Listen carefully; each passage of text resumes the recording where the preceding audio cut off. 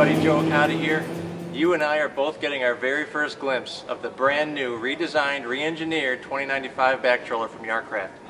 This is actually going to come in two different versions depending on what your preferences are and how you like to fish and the layout that you desire. But the two differences are going to be actually a steering helm or tiller steering. You can take your pick, whichever one you prefer, whichever one fits your style of fishing, we have an option for you. This is the first time I've ever seen this. It took a little getting used to at first, but after a couple of fun test runs running this around at 50-something miles an hour, this was a lot of fun to drive. So let me take you on a quick walk through of this boat from back to front. We're going to go through it like a fine-tooth comb because there's a lot of cool features incorporated into this boat that I think you're really going to find neat. So let's start from the transom and work our way forward. Starting on the back, one thing you're going to notice before I even take open any compartments is we have all new flooring on this boat. No more carpet. This is all custom cut, custom coordinated foam inserts that we have installed on the floor of this boat. A lot less fatigue at the end of the day versus standing on flat fiberglass. It's easy on your joints, it's nice, it's grippy, and it's very stylish as well. And as we dive into the storage compartments here, you're going to notice that there's some very high quality stainless steel compression latches that they're using now on these boats. It's keeping these glass lids nice and tight against the rubber lip and keeping them free from moisture and free from the elements if you get into some really nasty stuff. So on the back here, you've got an isolated compartment that can be used either for your steering system if you have your tiller option mounted, or on this boat here, since it's a steering helm, it turns into another dry box for you. Whatever you want to use it for storage, it's good there. We also have another dry storage right in front of you, which is right next to a 23-gallon bait well over there. But side by side, those actually turn into a really cool casting platform there. For all you musky fishermen that like to cast off the back of the boat, there's a huge standing area there for you to work off of now. It's really cool. Another thing you're going to notice is when you get up to the dashboard area, the console of this boat is actually shaped like a wedge, and that wedge actually allows you to mount two different units on symmetrical angles opposite of each other to have a nice, tight, convenient mounting area right here with a lot of surface mounting area, but in a very compact mounting situation that uses the least amount of space possible. Space is at a premium in tiller boats. Everyone's looking to use the maximum amount of floor space possible in a tiller boat. That's one reason why everyone likes these boats. And so by incorporating features like that into this boat, you have a whole lot of room to work with. There's two isolated bait wells that run on independent recirculating pumps. They're an easy access for pretty much anybody in the boat, especially the driver. I never have to get out of the office here. If I was fishing, I could stay put here and fish all day and manipulate my graphs, my steering, and my bait all within arm's reach. It's really cool.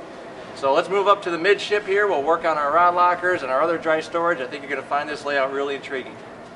One of the coolest features on this boat at midship here, which is still within arm's reach of the guy controlling the boat, is an integrated tool, ruler, and net scabbard all integrated right here into the side of the boat, and it's out of the way.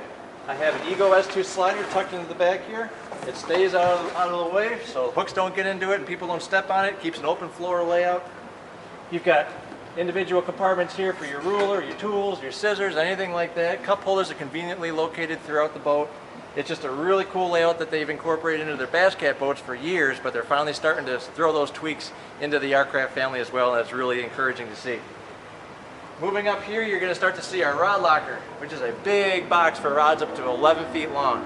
This thing can handle all your long lead core rods, your heavy-duty musky casting rods up to, again, 11 foot, and it's all nice and isolated right here, but it also works as a good platform for working up and down if you're working a fish on a figure eight or trying to get around people in the boat. The seats you can see are color coordinated to match the boat. They're done in-house now, so it doesn't matter what color you make your boat. You can throw in the nice little accent stripes to match the boat perfectly. Working up to the front of the boat, we have huge dry storage compartments. Huge boxes that are available for you to store all your gear, everything you need. There's plenty of room up here.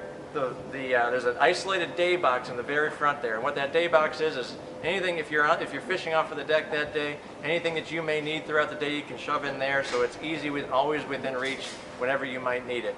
There's a recessed foot pedal tray at the very front for anybody that might be running a cable drive motor. If you're not running a cable drive motor, there is going to be an option to cover that so it's all flush throughout. Over here on the starboard side, you're going to see a rod locker that opens up to accommodate plenty of rods up to 7.5 feet long.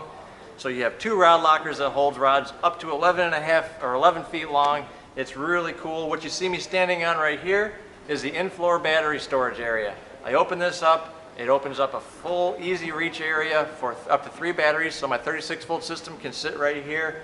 And if I need to service anything, it's right there at my fingertips. It's really cool. As far as the starting batteries and the other house battery goes, there's room in the back for 2 more batteries in the same kind of configuration. It's a really cool idea. It's to keep everything within easy access but centrally located for maximum boat control. So everything is laid out in this boat actually really well. It's got the Bass Cat feel to it now because it's obviously inspired by a lot of design that's gone into some of the coolest bass boats around. But we've incorporated into a walleye fishing machine that crosses over into many multi-species applications as well. I really encourage you to check it out. Go to Yarcraft.com for more information. Follow us on our Facebook site for more information on the brand new 2095 BTX from Yarcraft.